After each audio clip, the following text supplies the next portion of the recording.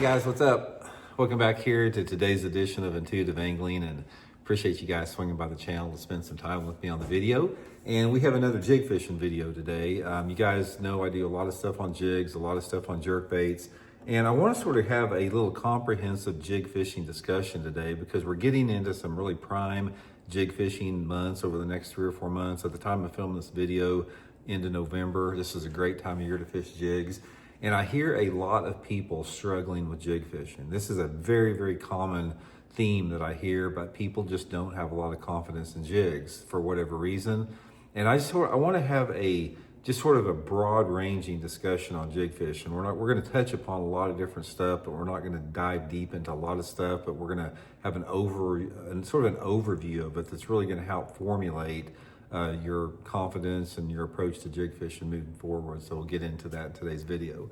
And also, guys, I will put my jig link in the description, my Blaukat Throwback jig. Guys, we got my Blaukat Throwback jig here, living rubber hand-tied skirt, my new Blaukat Power, or excuse me, this one here, my new Blaukat Power Finesse Throwback jig with living rubber frog hair rubber. I'll link both of these in my Tackle Warehouse link in the description if you guys would like to pick up some. Living rubber is the way to go. It's the best material for it. My jig's only a handful of jigs that are living rubber anymore. Most people make silicone skirt, which they're cheaper to make, but they're not near as good. So you can get that link in the description. And also, guys, anybody interested in booking an on-the-water lesson with me to learn how to fish jigs or jerk baits, go to my Facebook page, Randy Blaukat Professional Angler, and just shoot me a private message for details. So appreciate that. Okay, now a lot of people say they can fish a plastic worm and they understand how to fish a plastic worm and they got confidence in it, but when it comes to jig fishing, they don't.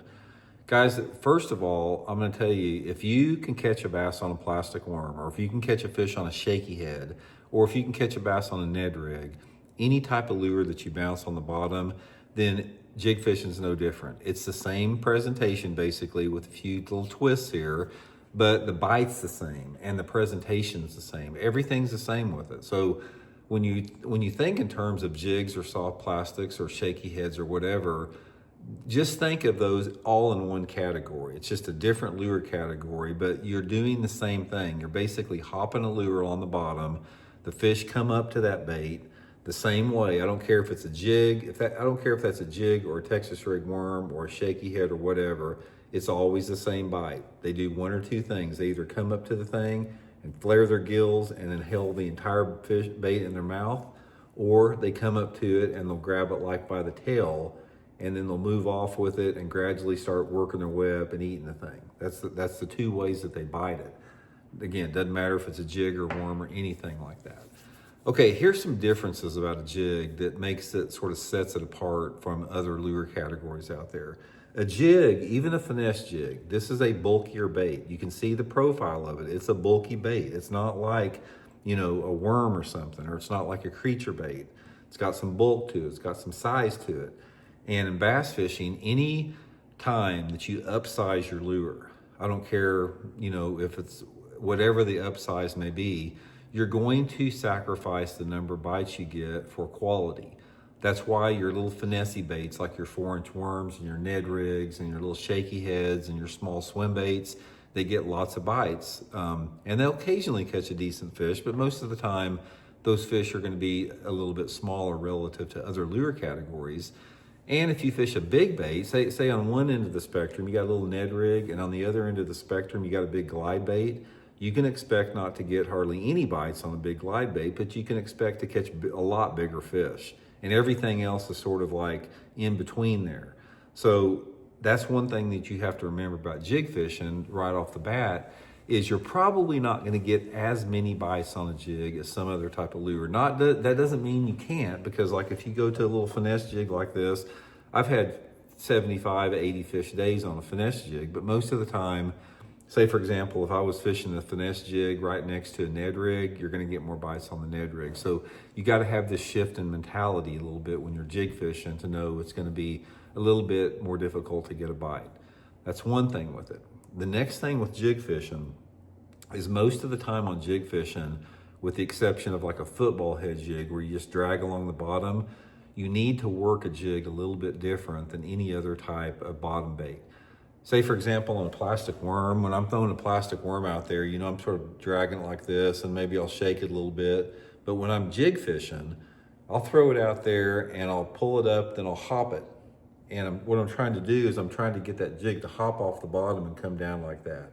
My plastic worm fishing, I may be easing it along and moving it up like that, twitching it off the bottom. But I want my jigs to come anywhere between 6 inches to 2 foot off the bottom.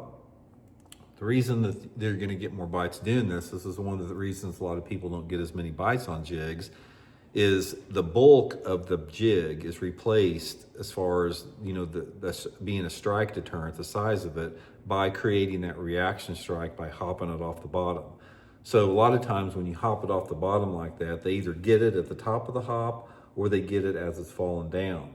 So the hopping of a jig will help create a reaction strike, and they just bite it a lot better. They just, for whatever reason. And another thing I think the reason for that is a jig is a crawdad resembling lure. And if you've ever seen a crawdad, they can move. They can like haul ass real quick, and they also can launch themselves up in the air. So I think it's just more conducive to being a crawdad for a fish. That's one thing. Next thing about jig fishing, guys, you can always get by with a little bit heavier line with it. Most of the time, I never go below 12 or 15 pound tests on a jig, even a finesse jig. Most of the time on a little finesse jig, like my Blaukat Power Finesse, I'm throwing it on 15 pound test Seaguar and Vizex line, even in gin clear water. And on my bigger jigs, like my throwback jig, most of the time I'm using it on 20 to 25 pound test line. Now, one thing about it is you're not going to sacrifice the bites, because the heavier line, actually creates more of a horizontal fall for it. That's the advantage to losing a little bit heavier line, which I like on jig fishing. And a jig fish requires a little bit more harder hook set, because you've got a larger diameter hook that's got to be penetrated through a weed guard. So you want to have that little bit extra, heavy line to absorb the shock of that hook set. And then finally, a lot of times I'm fishing a jig in heavier cover. A jig is a heavy cover lure, which I want to have a little bit heavier line with it. Color-wise, guys, I keep it, pretty simple with it. I use my Blaukat Throwback jig, living rubber most of the time. I will use silicone on the one occasion if it's extremely clear. Let's say, for example, that water visibility is, 8 foot clarity, super clear, bright bluebird sun out. Sometimes I'll go to like a green pumpkin or watermelon silicone skirt because it's more translucent. But 90% of the time, guys, I'm using either some type of a black and blue model, some type of a, black and chartreuse, a variety of brown, solid brown, brown and orange, brown and purple, just depends on the water clarity, matching it up with a variety of different trailers. One of the things about a trailer is that you can really get creative with the trailer. Like, say, for example, on this brown, blue, and orange throwback jig of mine, I'll use sometimes a green pumpkin trailer, sometimes a watermelon, sometimes a blue trailer, sometimes a brown trailer. It just depends. And then like on my black and chartreuse, sometimes I'll use a black trailer, a blue trailer, a green pumpkin trailer. Trailers are very situational in terms of water clarity and light intensity. So don't be afraid to experiment with colors a little bit. And also, guys, you basically have two different type of trailers. You've got the curly leg trailers, like this Rage Craw here, and then the straight chunk type, like this Zoom Super Chunk.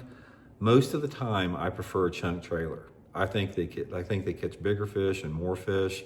The only time that I'll use some type of a trailer like this is sometimes if I think the fish are really aggressive and they can see the bait really good, because the legs waggling on some type of a leg trailer like that creates a visual strike attractant. So if I'm using something like a Rage Craw or Speed Craw, I usually am using a heavier jig and clearer water to try to get that visual strike attractant. But this is my favorite trailer. The Zoom Super Chunk or the Zoom Big Salty Chunk is the trailer that I use quite a bit. Another thing is your rod. Rod's really important. You need some type of a heavier action rod, no shorter than 7 feet. For my finesse jig fishing, I'll use that 7 foot 2 inch Megabass Perfect Pitch, which is a medium heavy rod. And then anytime I'm using my full size jig, I've got my flipping stick, my Megabass Alkalies flipping stick, all the time, 100% of the time with a full size jig. So there's basically only two rods that I use, with jig fishing. But that's just a good foundational piece of advice there, guys. That's just, we touched on some stuff real briefly there. You might go into my playlist and look at some of my jig videos. I go into detail about a lot of different stuff, but I just wanted to give you guys sort of a little foundational jig fishing seminar here in today's episode, and hope it helps you guys catch some. We'll check in later.